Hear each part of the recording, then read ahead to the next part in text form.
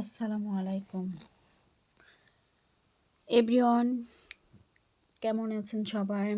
দূরে এবং কাছের, দেশ এবং বিদেশে যে যেখান থেকে আমার এই ভিডিওটা দেখছেন, আশা করি সবাই পরিবার নিয়ে ভালোই আছেন।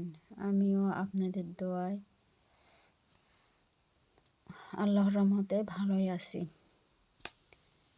তো আমি নতুন একটা ভিডিও নিয়ে আপনাদের মাঝে এসেছি।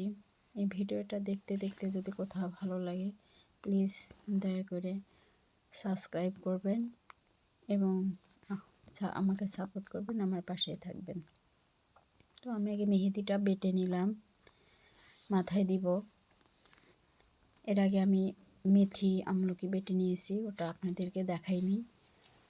যে মেহেদির সাথে মিশিয়ে আরও লেবুর রস দিব, অ্যালোভেরা দিব, সেগুলো দিয়ে মেখে নেব।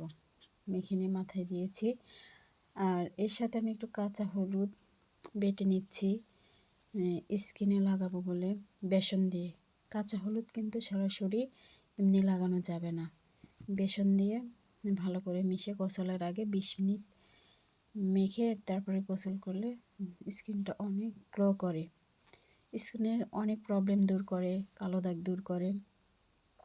তা আমার হলুদটা বাটা শেষ, আমি ফ্রিজে রেখে দেব। প্রতিদিন অল্প অল্প করে মুখে মেখে নেব।